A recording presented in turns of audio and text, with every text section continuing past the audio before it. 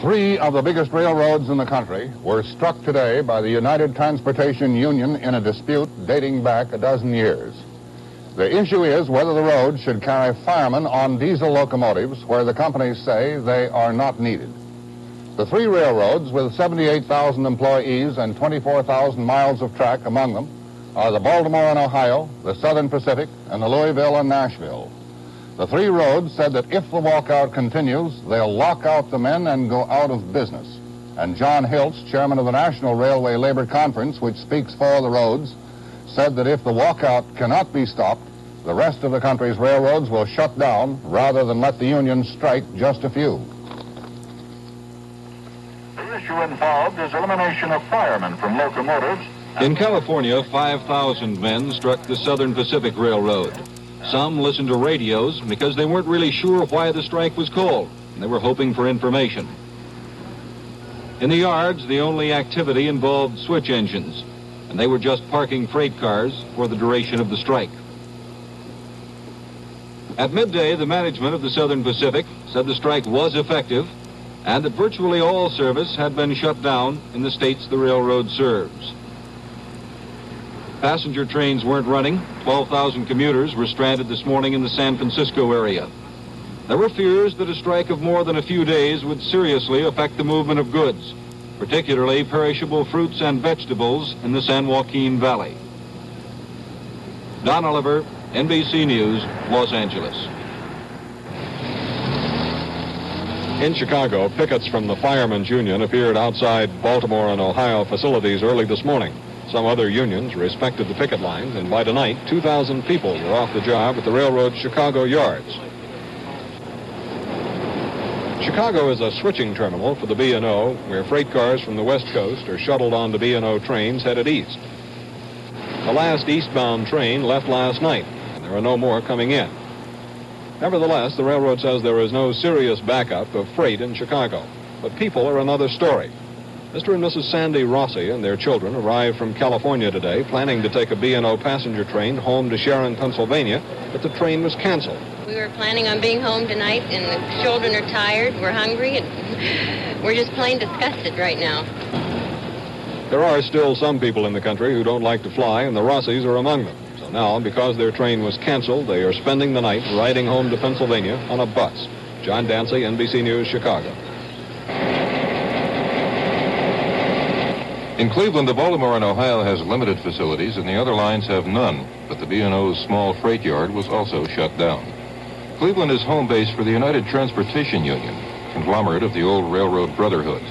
The union believes the railroads have been stalling, refusing to bargain in good faith for the past 5 years.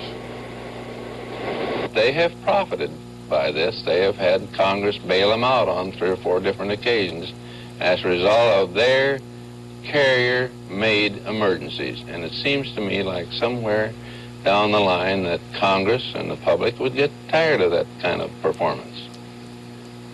Are you tired of the thing been going on for 5 years? Putting it mildly.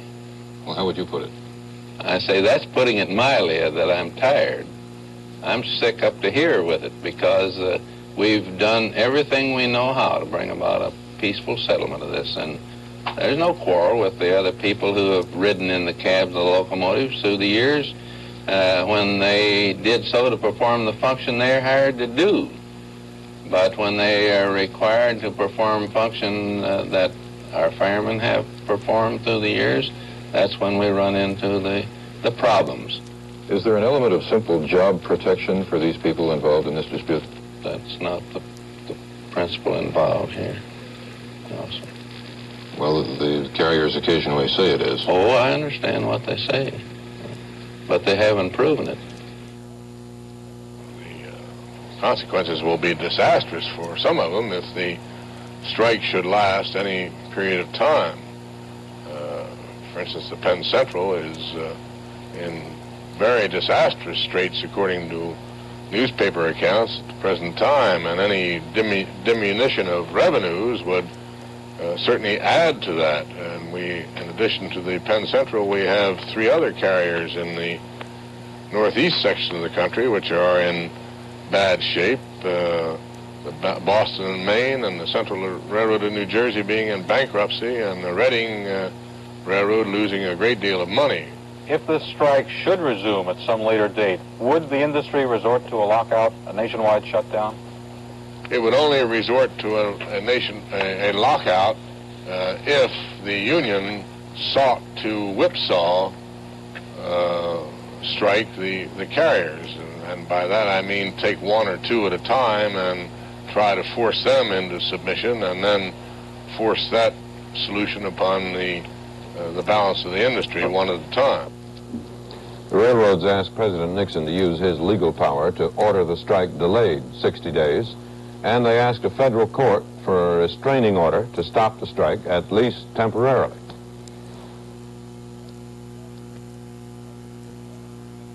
Last week, John Bienick had his state auto inspection. A nationwide railway strike is scheduled to begin at 12:01 a.m. on Thursday, led by the Brotherhood of Railway and Airline Clerks and with 3 other unions promising to honor their picket lines. The railway clerks' last contract ran out at the end of 1969. A White House commission has recommended an increase of 37% in pay over 3 years. The clerks say that is not enough. President Nixon has asked Congress to order the strike postponed for 45 days. But the head of the union says he will lead his men out anyway. We are shocked and dismayed by the way the president intervened in the railway labor dispute. His intervention has done 2 things.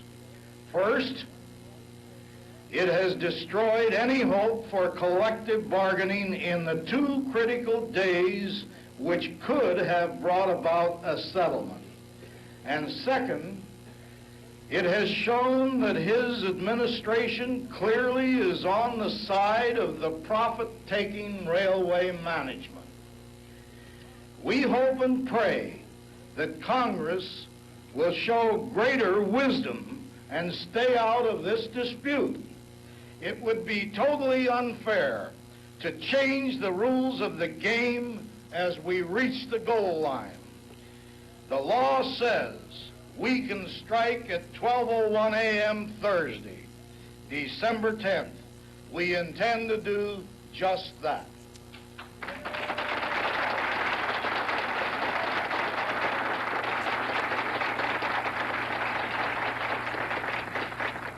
If there's one thing the Congress should stay away from, it's trying to be a settler, an umpire in disputes of this sort, because once you start that sort of a procedure, it could never end. Would you believe that 74% of the automobiles and automobile parts in this country are distributed by railroad, and that 86% of the paper and pulp in this country are distributed by railroad? I could go on with food and food products at 74%. No other mode of transportation could hope, or the combination of all the other modes, couldn't hope to pick up more than possibly at the most 15 or 20% of the total load now carried by railroad. So that I just can't envision that we could allow this to come to pass. The Ford Council of the United Auto Workers today recommended acceptance of the new contract arrived at yesterday.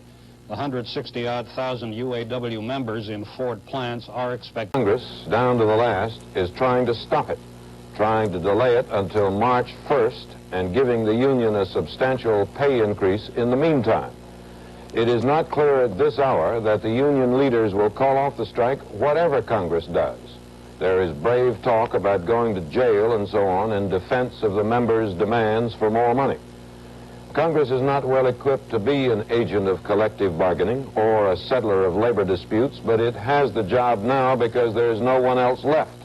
President Nixon has used up his legal powers. Congress members generally agreed today a railroad strike for any length of time would produce a national emergency and therefore could not be allowed. Today, the union and railroad leaders went before a Senate committee, and it was clear they are far apart on such questions as a delay until March 1st and running the railroads during a strike. We're not mad at the public. We don't want to hurt them. We're not mad at the government. We don't want to hurt the government. We will operate all the commuter trains If the railroads will let us. If the railroads let us. If the railroads will let us. We will operate any train, and any government official says it has to be moved, whether it's for the health, welfare, the war, or what it is. And I will see that train crews are furnished to handle it. Take, for instance, a trainload of ore. Which cars of that ore are going to go into defense material, and which cars of that ore are going to go into other than defense material? I heard it mentioned here that the unions would supply food to stricken areas. Well, which food will go to a stricken area and which food will not go to a stricken area? And I just wonder which Solomon is going to segregate those as between those that are important and those that are not important. As long as you keep giving the railroads relief by these kind of sessions and keep giving them delays, they never will buckle down and settle these issues. Contrary to what has been said here by the unions, we feel that during this extension time, that if good faith bargaining is entered into, and outside considerations such as trying to keep up with the other Jones unions is left out of the negotiations,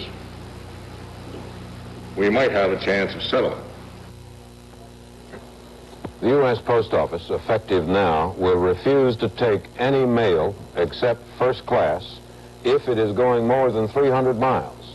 That's in anticipation of a strike that would, if it went on, give the Post Office, before Christmas, a suffocating snowfall of undelivered mail. First class mail they will still accept. Most of that, if it's going any distance, is moved by air. Ed? New York City has its share of labor trouble, too. A taxi driver strike which began last weekend and shows no signs of being settled. And today, a longshoreman strike. More than 11,000 men walked out, tying up 50... which is not expected to end soon. Hundreds of thousands of commuters are being inconvenienced, if not all, of the big cities. A lot of people were late to work today, and a lot of them left early. At least partially because of the strike, the stock market fell. President Nixon has asked Congress to end the strike. And if it goes on, the strike will cause very sizable layoffs in the automobile, steel, and coal industries. There were some small shutdowns today. The issue is how much the railroad signalmen, mostly electricians, get paid. They comprise only 2% of all rail workers, but they say their wages are lower than the rates paid for the same work in other industries. So they are asking for about twice as big a wage increase as the ones given recently to other railroad unions, and that's where the problem stands. And here is how it went around the country today. On a normal day, thousands of commuters jam Grand Central Station. This morning, Penn Central officials estimated that only about 5% of the usual rush turned up. For most, the alternative was driving to work, and traffic into the city was very heavy. Commuters from the suburbs flooded the highways. About 240,000 commuters in the New York metropolitan area were inconvenienced by the strike, but most of them made it to work. Because of an earlier agreement, Long Island Railroad trains were running, but only as far as an outlying subway station, which is not the property of the struck Penn Central. Commuters poured out from the trains and made a dash for the subway token booth. Then they hopped the subway for the rest of the trip into Manhattan. Most New Yorkers reacted to the rail strike as they have to other strikes. Annoyed, but still functioning. This is Liz Trotta, NBC News in New York.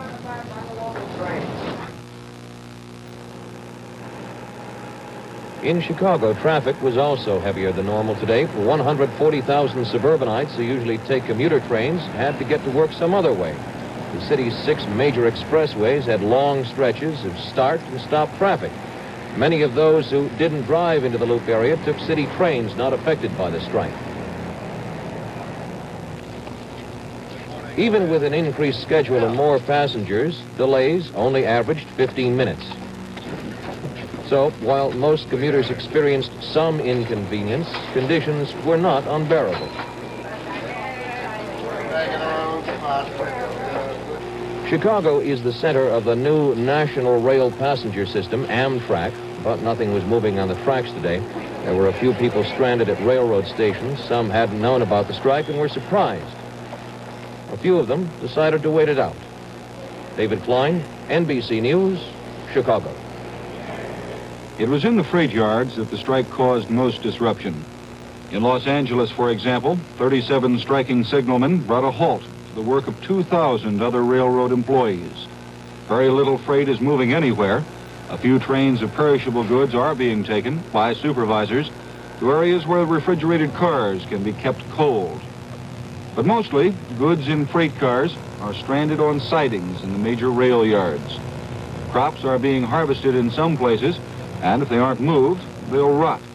But fortunately, California's major harvest is some weeks away, and it would be affected only by a prolonged strike. Don Oliver, NBC News in Los Angeles. This command center in the Department of Transportation went into operation at 4 this morning. It cataloged every railroad coming to a halt. 405,000 commuters and other passengers use trains every day, but not today. Hundreds of tons of mail also stopped moving. This office isolates emergencies as the nation's industries are affected and sees that essential items like food or fuel are moved by plane or truck. The coal industry will be shut down tomorrow, 24 hours after the strike started. The steel and auto industries will be hit hard by Wednesday. Layoffs are expected. The government said the military planned ahead. It expedited ammunition going to Vietnam. Catherine Mackin, NBC News, Washington. The majority of unionized employees in the railroad industry are now working under new contracts that have formed a pattern for the current round of railroad negotiations. It's the administration's belief that a settlement between the signalmen's union and the carriers should be possible in some version of that pattern. Now, it's incredible that the 500,000 employees of the rail industry and millions of Americans should be either out of work or inconvenienced by the service disruption that is caused by the action taken by a union representing relatively few employees. The President is urging quick congressional action on the proposed resolution so that service may be rapidly restored. Based on last December's experience, within hours after action by Congress, the roads can again be running. Mr. Nixon will get what he wants, but not as fast as he wanted it. Congress will approve emergency legislation to get the trains running again, and it may include a provision to give the union a retroactive pay raise. But the legislators dislike this whole process. They dislike having to intervene in these rail disputes, and they dislike having to bail out the administration. In one sense, Congress is to blame, though. The administration has been pushing for a law to set up permanent machinery for dealing with big strikes, but Congress has done nothing, primarily because many powerful Democrats don't want to offend their union friends. Thus, these periodic snarls. In this case, Congress will not act before tomorrow at the earliest. Paul Duke, NBC News at the Capitol. This is NBC Nightly News, Monday, May 17th, 1971. Brought to you by Amana, makers of a complete line of refrigerators, freezers, room air conditioners, and the famous radar range microwave ovens. Hello, I'm Barbara. Pounds of watermelons. And across the country tonight, all kinds of commodities and passengers were piling up undelivered. Congress spent the day working on legislation to force the strike to end because the country simply couldn't tolerate it. The Senate and the House agreed on the terms, and it appeared they might get it through tonight. Each was voting to order the strikers back to work with a pay increase of 13.5% until October, the bargaining to continue in the meantime. And the economic effects were spreading fast. Officials say there have been no deliveries of raw materials to their plants for the past 2 days, and they are short of supplies. At the end of the assembly line, finished products are beginning to pile up, and the companies are running out of space to store them. Ford reports that all of its manufacturing plants are working short shifts. Chrysler says 41,000 men are working 4-hour shifts. Some sections of its plants are closed completely. General Motors says 8,000 men in its plants have already been laid off. 83,000 are working only part-time. All three companies say the situation is getting worse by the hour. Lou Davis, NBC News, reporting. The huge Gary Works of U.S. Steel gets the coal to fuel its furnaces from mines in West Virginia and Kentucky. With those shipments stopped, the company has been using up what coal it already had on hand inside its gates. The company doesn't have much room to store the steel it makes. It depends on the railroads and trucks to ship it to customers almost immediately. Normally, about 30% of this plant's production is shipped by truck, the rest by rail. With no railroad cars available, plant officials have tried to ship more steel by truck, but there just aren't enough trucks to handle all the steel the Gary plant puts out. So the steel has been piling up. That is the situation in most other steel plants as well. The railroad strike came just at a time when steel production was booming, as customers tried to stockpile material in advance of a possible August 1st strike by steel workers. So far, none of the plant's 27,000 workers has been laid off. John Dancy, NBC News, reporting.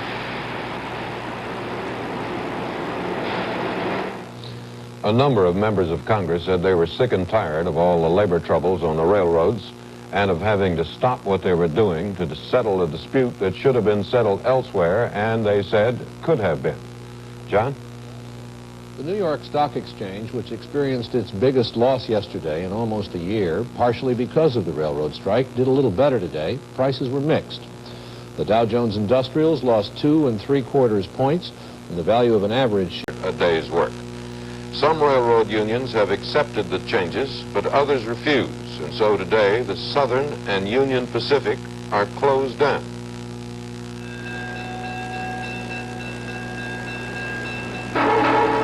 The Broadway Limited is one of the better-known passenger trains. It's not affected by the strike, and it's alive and well, a part of the Amtrak system that now operates most passenger trains. The Limited makes the trip from Chicago to New York in less than 18 hours, but the crews get paid for a lot more than 18 hours' work. The old work rules gave a full day's pay for a trip of 100 or 150 miles, depending on the job classification. Yesterday, the Broadway Limited left Chicago at 4 o'clock with its first crew of 6 men. At 18 minutes past 6 o'clock, the train pulled into Fort Wayne, Indiana, 150 miles from Chicago. Under the present work rules, that means a day and a half's pay for the engineers and firemen, and a full day's pay for the conductor, the brakeman, and all the trainmen. All that for a trip that took a little over 2 hours.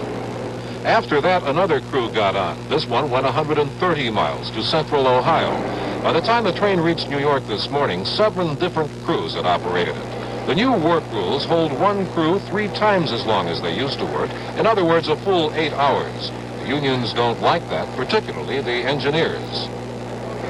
You work around on these trains and try them out in a fog where you don't see the ground, you can find out how quick you earn your money.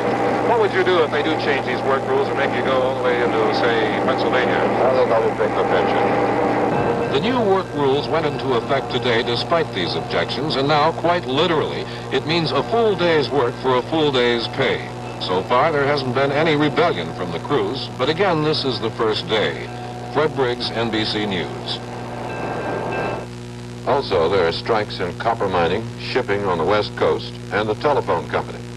In the telephone strike, there was some increase in vandalism of phone lines and buildings, but the service continued with very little interruption. There were some bargaining meetings today, but no word of any progress. Frank? The Commerce Department reported today that while prices continued to go up during April, May, and June, they went up at the lowest rate in 3 years, a little over 4%. As for the gross national product, the total worth of all goods and services, that increased almost $20 billion. As the cost of living increases. John? The strike by the United Transportation Union, the UTU, against the Union Pacific and the Southern railroads is still on.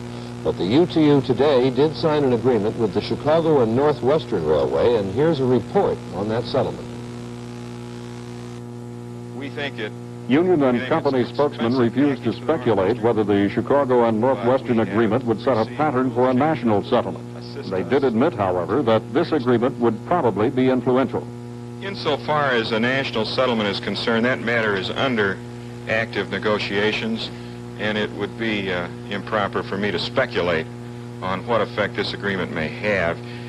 on those negotiations. Insofar as collective bargaining is concerned, those of us who are in the business know that whenever you make an agreement, everybody else takes a look at it. What they'll be looking at is a 42-month contract. It gives union employees an overall wage increase of 42%, an increase in meal allowances, and other fringe benefits. The big breakthrough, however, has to do with the change in two work rules which have plagued industry bargaining for years.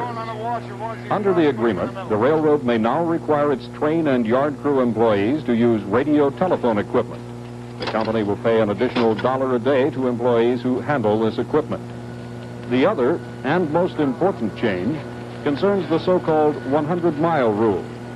For example, under the old work rules, this crew would take this train only 100 miles or so, where another crew would take over for another 100 miles. Under the agreement reached today, train crews could be required to run considerably farther at the discretion of the railroad.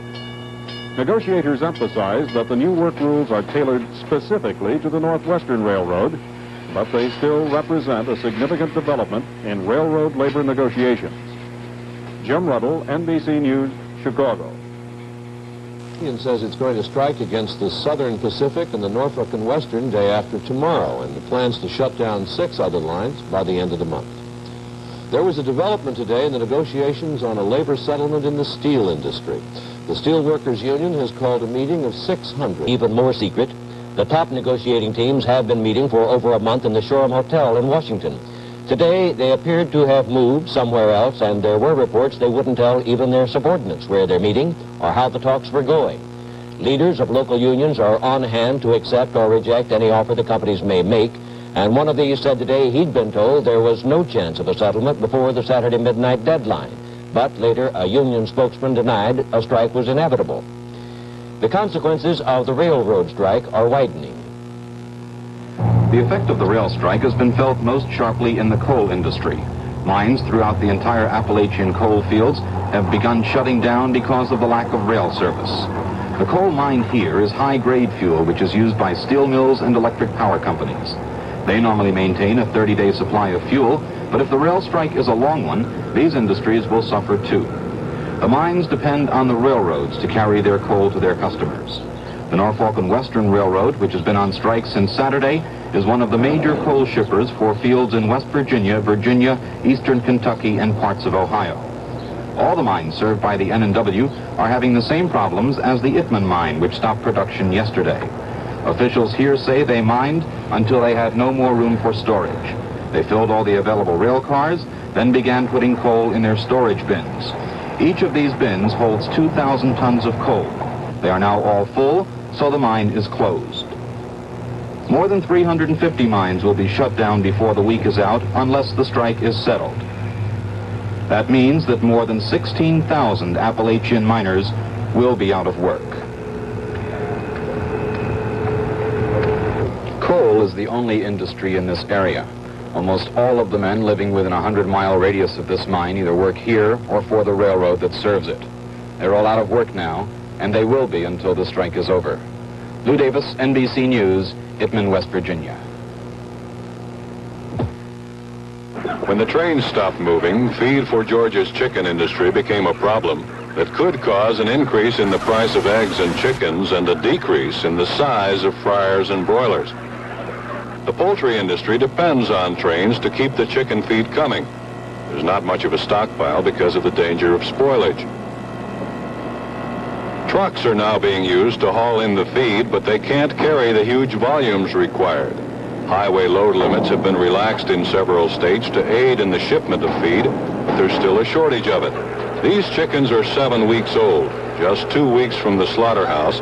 Too small to eat, they need food now more than ever. If they don't get it, they'll have to be slaughtered before they're big enough to return a profit and before they're plump and ready to eat. The poultryman's problem will soon be translated into higher prices and a reduced supply of eggs and chickens. For many growers, the crisis is near, with hungry chickens and only 3 or 4 days feed on hand. Georgia's poultry business has always depended on trains for chicken feed. Figuratively speaking, the poultrymen put all their eggs in one basket. The basket isn't going anyplace. This is John Philp in Atlanta. A vote indicated today that a majority of the Senate favors a government-guaranteed $250 million loan to Lockheed Aircraft, but the filibuster against the loan will continue. More than half the senators, 59, voted to shut off the debate, but such a move requires a two-thirds majority, 67. Anxious about the railroad strike, which is very likely to spread from 4 railroads struck now to 10 of them shut down tomorrow morning. Shippers, farmers, manufacturers, coal companies, and the Labor Department were all complaining about the strike today. The Secretary of Labor, James Hodson, hinted that the administration might ask for emergency legislation to end the strike. And the administration brought both sides back to the bargaining table for talks, even though the talks didn't seem to be getting anywhere. The union negotiators gathered in one room at the Labor Department and the railroad representatives in another. Assistant Labor Secretary W.J. Ussery, who managed to get the talks restarted after a 3-day break-off, shuttled between the two groups, trying to work out a settlement. Missing at the talks, but masterminding strategy, was Union President Charles Luna. Luna's strategy has been to strike only a few railroads, gradually escalating the number. The struck lines lose money, a lot of people are inconvenienced, the economy is hurt. But it falls short of a national emergency which would trigger congressional action. Time is on Luna's side. On August 6th, Congress goes on vacation, and that means Congress won't be present for a month to end the strikes, even if they do grow to emergency proportions. A personal factor apparently plays a part in Luna's unwillingness to compromise, even though the two sides are very close to agreement.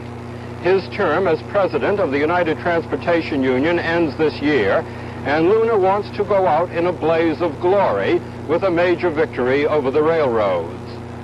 Irving R. Levine, NBC News, Washington.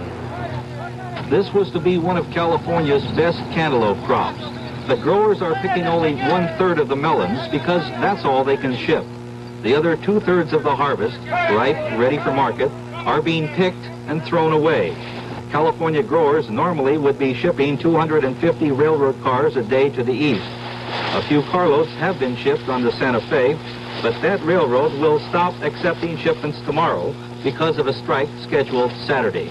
With the railroads closed down, the only way to get these cantaloupe to market is by truck, but there aren't enough trucks, and the cost is much higher than by train. Well, our cost in shipping cantaloupes to the eastern market by truck prior to the rail strike was $3 a crate. Now with the increased truck cost, it's averaging over $5 a crate and over. We have been removing cantaloupes from the vines in an attempt to extend them for a day or two in hopes that the strike would be settled. If it isn't settled within the next day, it means that the farmers in this entire area will just disc up their cantaloupes and it'll be a complete loss. In addition, California chain stores with their own trucks are offering to buy the melons, some at less than grower cost. So the farmers here have the rail strike, which has eliminated 2/3 of their crop. The truckers are charging them double, and chain stores are also taking advantage of them. It's a tough year for the growers, and it will soon be tough for consumers, too. In the East, melons are expected to cost $1 apiece if the strike isn't settled. Joe Ramirez, NBC News. There was some hopeful movement in the copper strike today, a strike which has affected 39,000 workers in 7 states. 2 unions in Utah ratified new contracts, which could mean chickens were in danger of starving. President Nixon called both sides to the White House and told them the governors of 25 states reported the strike's effects were critical or disastrous, and he asked them to work out a settlement fast.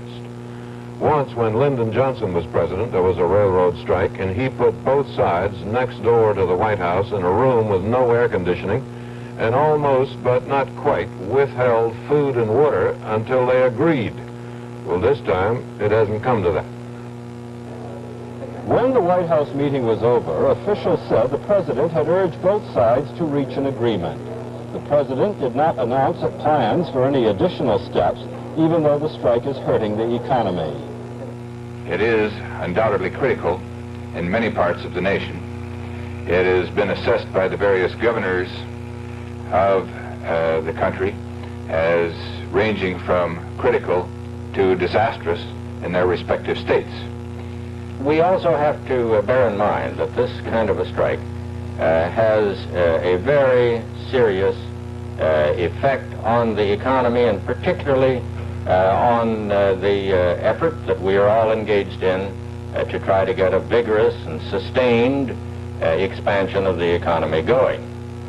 After the White House meeting, union and railroad representatives went to the Labor Department to continue their negotiations. The alarming statements by administration spokesmen at the White House raised a question. If things are so serious, why is President Nixon so reluctant to go further and ask Congress to step in and stop the strikes? Administration sources explain privately that things are bad, but not bad enough to imperil the national health and safety, which is the criterion President Nixon himself has set for interfering with free collective bargaining. Besides, the union and the railroads are so close to agreement that the administration hopes that today's ceremonial visit to the White House will be sufficient persuasion to bring about a settlement. Irving R. Levine, NBC News at the Labor Department in Washington. Again, it's not money they're striking about. It's work rules made in the days of steam locomotives and never changed since then. In those days, 100 miles took about 8 hours, and so 100 miles became the basis for a day's pay for the train crew. And to this day, train crews are changed every 100 miles and paid for a day, even if they worked about 3 hours. The Penn Central runs high-speed trains between New York and Washington, making 225 miles in about 3 hours.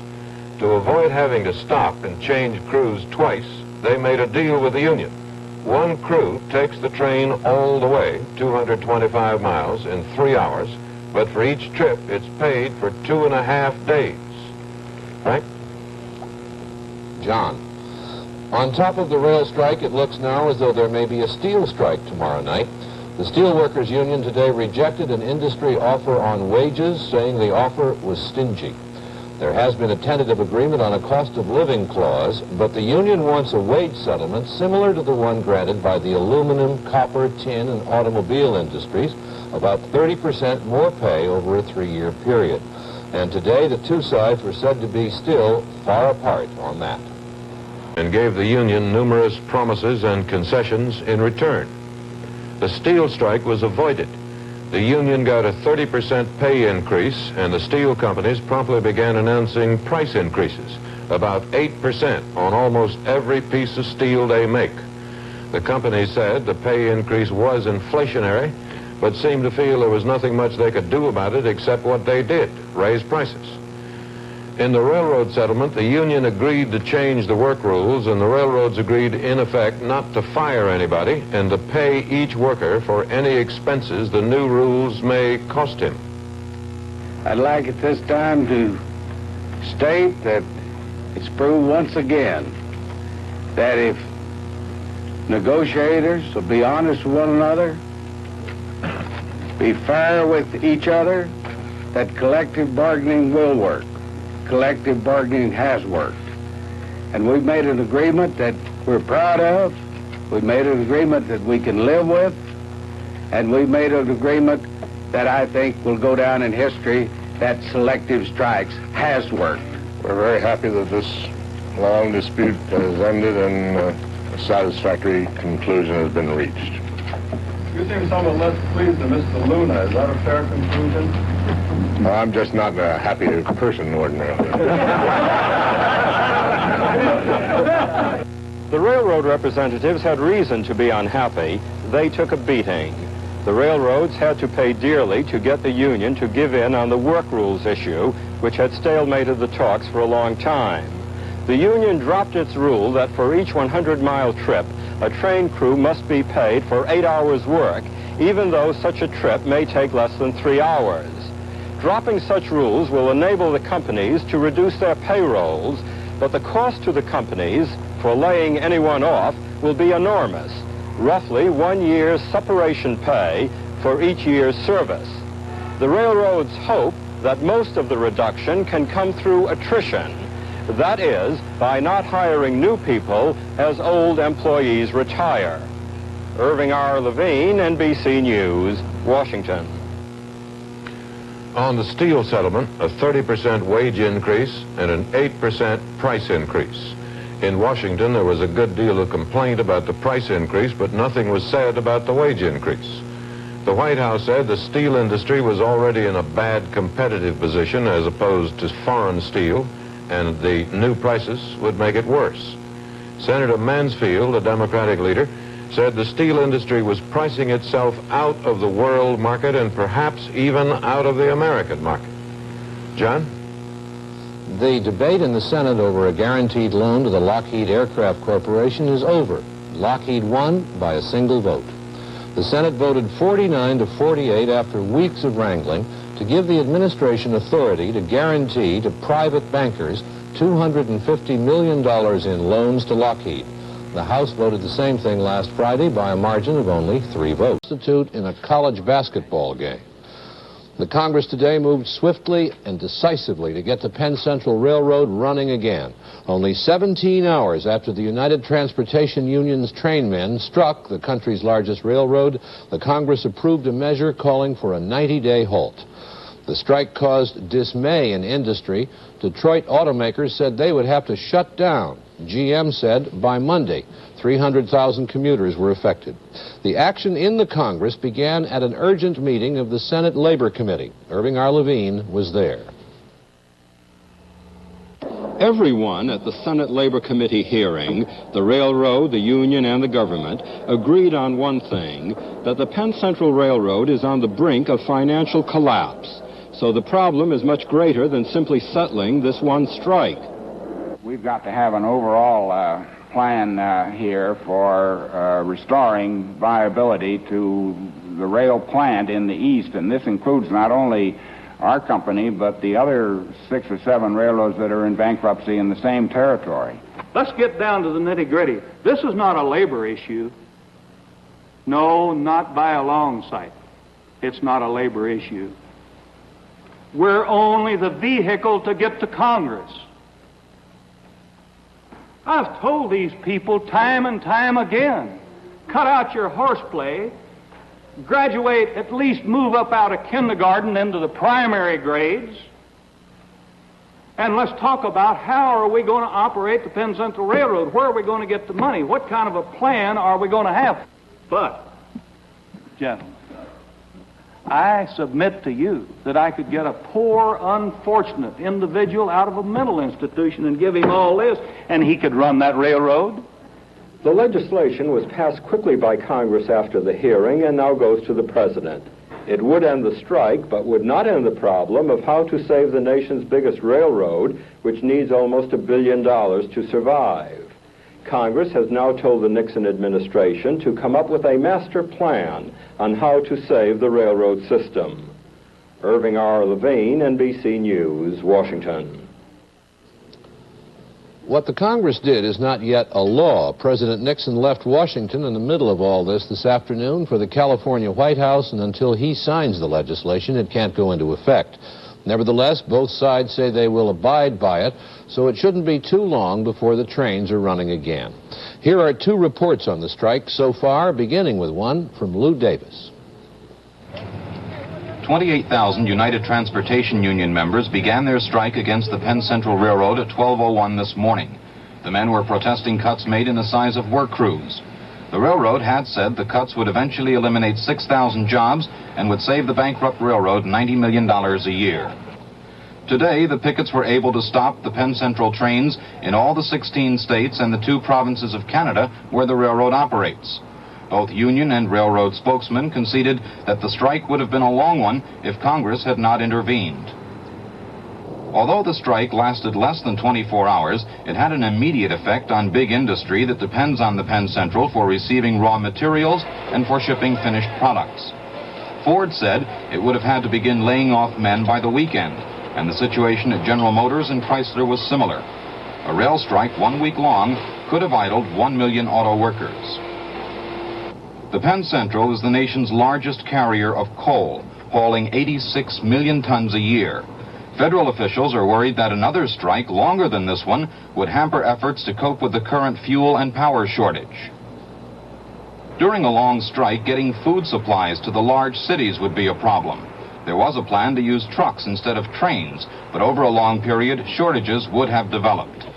The real impact on industry would not have been felt for several days, but some people were inconvenienced immediately.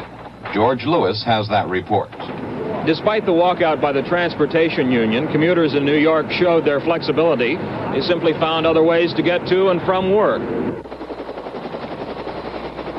With no trains running on the Penn Central tracks, officials had predicted crippling traffic jams as thousands of commuters took to their cars. Traffic was heavier than normal, and many people were delayed getting to work. But it wasn't as bad as the authorities had feared. The Penn Central strike affected about 300,000 commuters on the East Coast, including 85,000 who use another railroad, the Long Island Line.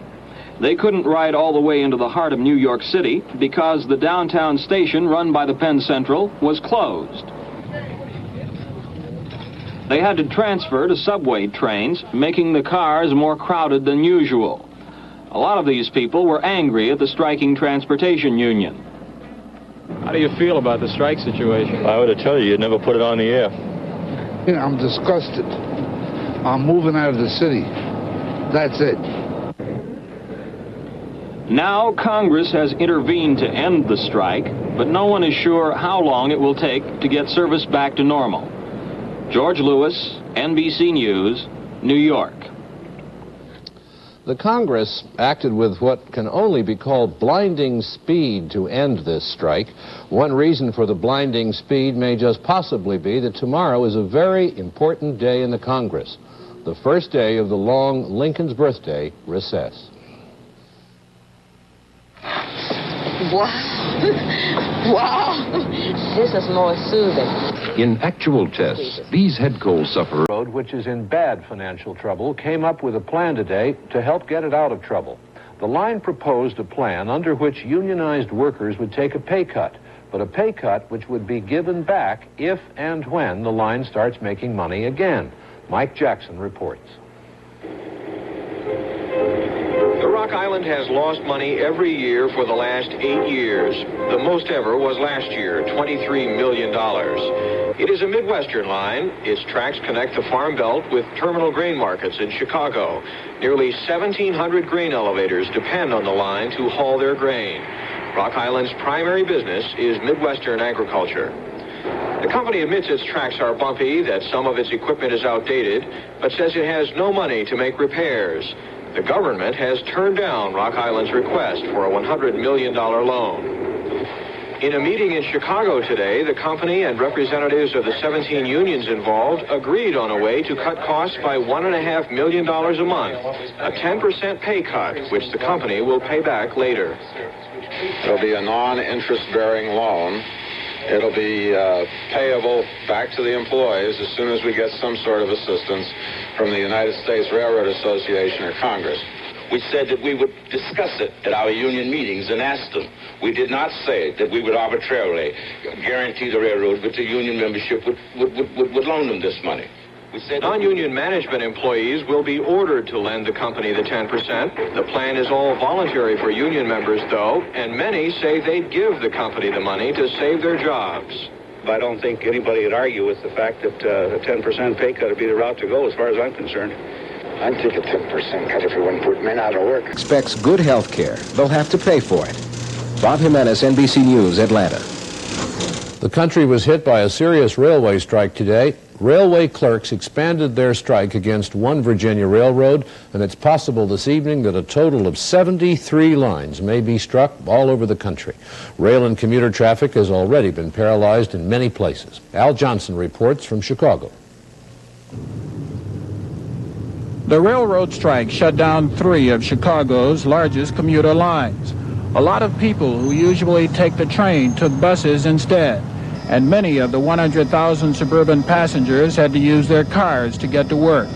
Expressways into the city were backed up for miles, and downtown parking lots filled up quickly. Long-distance passenger service was disrupted throughout the Midwest and South. Amtrak, the nation's largest rail passenger carrier, stopped operations everywhere except in the Northeast and along the West Coast.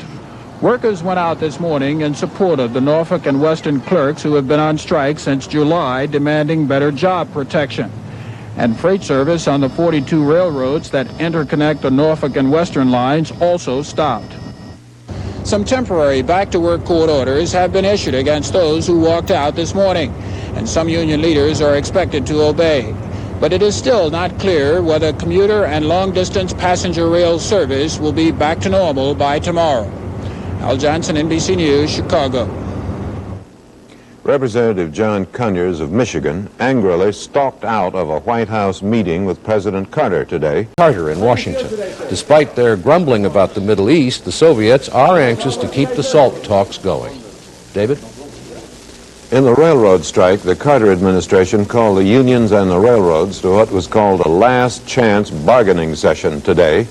If this does not work, they said, the government will step in and get the trains running by noon tomorrow. They didn't say how. Here's Carol Simpson. Bargaining session got underway shortly after 12 noon. Present were Joseph Nykirk of Norfolk and Western Railway on your right, Fred Kroll, president of the Railway Clerks Union, and James Reynolds, a former Undersecretary of Labor who was appointed mediator. At a news conference before the negotiations began, Labor Secretary Ray Marshall said he was optimistic. Everybody has to recognize that the very best solution to this thing is a negotiated settlement, and that anything else we do is worse for everybody concerned. I'm told by both sides, I met with and talked with both sides yesterday, that they're not that far apart, and that therefore that we've got a situation that can be negotiated. Meanwhile, the effects of the crippling rail strike were being felt all over the country. More than two-thirds of the nation's railroads are shut down. Thousands of rail passengers had to find other means of transportation. Ford and General Motors announced layoffs because of a shortage of parts. And half the nation's food supply, normally shipped by rail, is in danger of spoiling. The negotiators have until noon tomorrow to reach an agreement. If they don't, Secretary Marshall said he would take immediate action. He didn't say what that action would be, whether the creation of an emergency board or special legislation, but he emphasized the administration would get the trains rolling again. Carol Simpson, NBC News, Washington. In New York. Good evening. President Carter this afternoon ordered the striking railway clerks back to work for 60 days while negotiations in their strike continue. The president was using emergency powers under the National Railway Labor Act and said he would enforce it if necessary in a federal court. The response from the Railway Clerks Union was somewhat unclear. The strike has shut down rail traffic in 42 states, which the president described as an almost complete shutdown. Carol Simpson has more from Washington. The administration had been hopeful yesterday afternoon that the Railway Clerks Union and Norfolk and Western Railway would be able to reach a settlement under a 24-hour government-imposed ultimatum. But after 26 hours of non-stop bargaining, Labor Secretary Ray Marshall this afternoon delivered the bad news.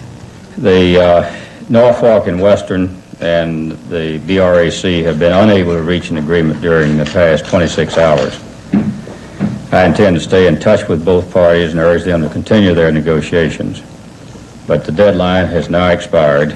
Earlier today, the National Mediation Board has sent to the President their recommendation that he create an emergency board under the Railway Labor Act.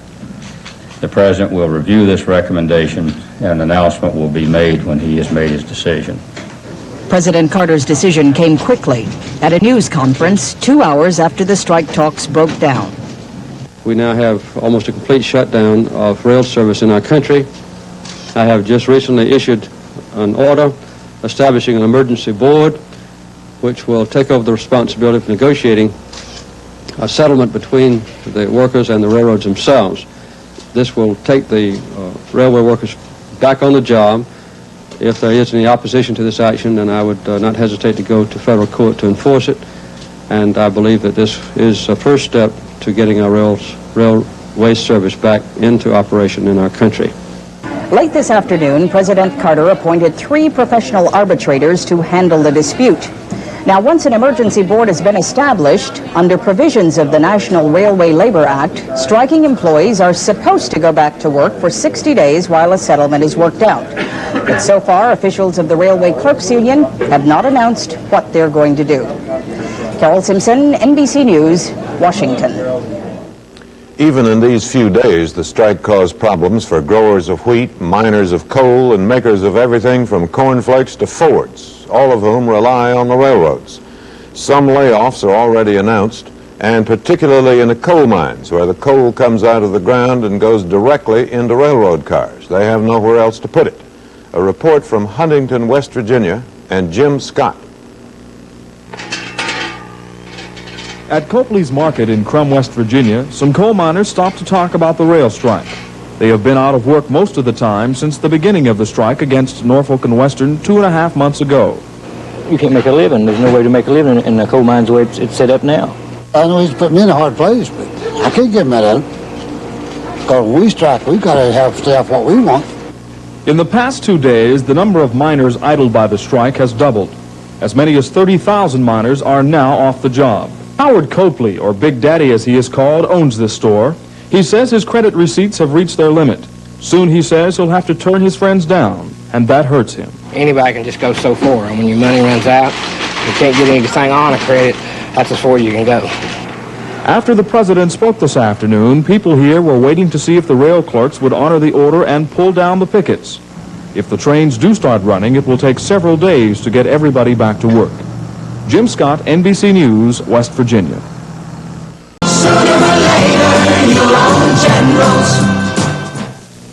President Carter told striking rail employees to go back to work.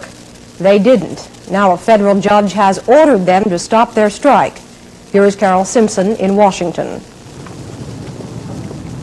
Attorneys representing all sides in the railroad strike arrived at the U.S. District Courthouse 2 hours after a hearing had been scheduled.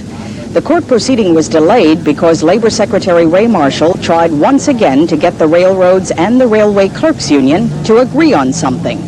This time, conditions under which striking clerks would go back to work. But when Federal Judge Aubrey Robinson began hearing arguments on the railroad's request for an injunction which would force the clerks to return to their jobs, it was obvious no agreement had been reached. John Clark, representing the Brotherhood of Railway and Airline Clerks, said the union was willing to go back to work, but he wanted an order which would prevent the railroads from taking disciplinary action against workers for 60 days. But Judge Robinson refused that request and granted a temporary restraining order, which means the clerks must go back to work, reprisals or not. We don't know what's going to happen next. We're outside the courthouse waiting for the attorneys who are upstairs waiting for the judge's order. Of course, the big question is whether the railway clerks will comply, and we don't have that answer yet. Carol Simpson, NBC News, at the federal courthouse in Washington. The cause of the strike, perhaps forgotten, is that the clerks on one railroad, the Norfolk and Western, are afraid that when the company installs computers, some of them may lose their jobs. So they struck. Other unions on other railroads have supported them, and now nearly the entire railroad industry, coast to coast, is closed down. Here's Jim Scott in West Virginia. The morning paper here had the story about President Carter's order, but it was read and discarded by the pickets. They are waiting to hear from their union president. Picket staff. Well, when President Crow says go back, that's when we pull the pickets down. And it won't be pulled down until then. These railway clerks have been on strike for 2.5 months. They've built a horseshoe pit near the Norfolk and Western Yard entrance. It wasn't until Monday, when the strike spread, that they got any attention. But the issue is important to them. It is job security, whether they will have jobs when the railroad puts in computers. Talk about men with less than 10 years seniority. Because if you say a man with got 20 or 25 years seniority, he's pretty well protected until he retired, but not the younger men. One reason the clerk strike didn't get much national attention is that Norfolk and Western has been operating some trains throughout the strike. In Bluefield, West Virginia this morning, 55 cars of an N&W train derailed, dumping coal all over the yard there. The company says the train had been in place since Monday and that the handbrakes were released, sending the cars down an incline. Railroad police and the FBI are investigating. Jim Scott, NBC News in West Virginia. Israeli Prime Minister Menachem Begin was admitted to a hospital in Jerusalem tonight. Doctors said the New record, 12.25%. Chase Manhattan raised it. Other banks are following. There are predictions it will go even higher. The Rock Island Railroad is bankrupt, but today its clerks went on strike anyway. The line carries commuters in Chicago and is now trying to move the Midwest's record crop of grain. Paul Hogan in Chicago. Clerks' picket line shut down all Rock Island passenger service and most freight shipments in 13 states today. Farmers fear the walkout could disrupt the shipment of grain during their harvest, but the railroad says it hopes management crews can handle those trains. The strike hit as court-appointed financial consultants met to try to save the bankrupt line. This railroad is losing money so far this year at the rate of $7 million+ a month. And they seem to think that this is no concern of theirs. But angry clerks say the Rock Island does have money. They give themselves 40% of what, 30,000, 40,000? The strikers apologize for inconveniencing 15,000 commuters in the Chicago area, but they say their money comes first. Paul Hogan for NBC News, Chicago. In Los Angeles, the bus system is paralyzed by a strike, now in its third day. But many, if not most, of the more than 500,000 passengers a day who use the bus are finding other transportation. Freeway traffic is slowed down by thousands of cars normally left at home. The company that organizes car pools by computer has been swamped with calls. Taxi cabs are striking it rich. And believe it or not, it's even possible to walk in Los Angeles. The people who are hurt are the poor, the sick. Hospital clinics report only half the usual number of patients. The Braille Institute notes that blind people depend heavily on public transportation. The disadvantaged are dismayed. And no buses are running today? I'm very sorry because I have no car. No car? I have no car. Thumbs up in Los Angeles does not mean approval of the strike. Frank Bergholzer, NBC News, Los Angeles. Chrysler, like the other automobile makers, pays into a layoff. The railroads say that 30 to 75% of the freight trains are still running today with management people at the control. The locomotive engineers went on strike last midnight. 2 reports. It was the first nationwide railroad strike in 11 years. The walkout by 26,000 locomotive engineers, tying up freight and passenger service. The issue described by the head of the union. We're striking for the right to strike. In 20 hours of bargaining through the night, railroad representatives refused to grant the union the right to strike for extra pay whenever other train employees get more money for working with reduced crews. So they're evidently quite willing to inflict this crushing blow on the country and on our industry. The effect on the nation's rail network won't be fully felt until tomorrow. But south of Washington and west of Chicago, only trains operated by management personnel were running. Service between Boston, New York, and Washington on Amtrak, the National Railroad passenger line, not included in the negotiations, was not interrupted. Neither was Conrail freight service in the Northeast. From the Reagan White House, a plea to both sides to resume negotiations. A statement from Transportation Secretary Drew Lewis and Labor Secretary Raymond Donovan warning that if there is no settlement by Monday morning, we are prepared to discuss the matter with the President and to propose legislation to the Congress to prevent the threat of an extended strike. It's estimated that the strike could cost the railroads and industry up to $50 million a day, at a time when the economy is still deep in a recession. So, if called upon, Congress is likely to act quickly and order the locomotive engineers back to work while negotiations continue. Irving R. Levine, NBC News at the Capitol. In Chicago today, freight trains departed manned by management personnel. Railways anticipated the strike and tried to keep a few trains rolling. But most freight cars remained on sidings. Those with perishable goods are being watched in hopes of preventing loss from spoilage. Teamsters did not honor the strike in Chicago, driving past picketers to pick up goods from freight cars. One picketer denied their strike will hurt the economy. Well, we don't think we're hurting the economy any more than anybody else. I mean, we have a right to a contract the same as any other union. Conrail is not affected by the strike, but one Conrail employee expressed support. A sympathy strike? If they'd had a picket line out there in front, we wouldn't be here now. Passengers were angry. If I have to go on the bus, I'll never make it. Oh, boy. I could have driven my car. Barring a settlement, the real impact of the strike will be felt tomorrow morning when freight fails to arrive at factories and warehouses, and millions of commuters nationwide have to find other transportation. Mary Nissenson, NBC News, Chicago.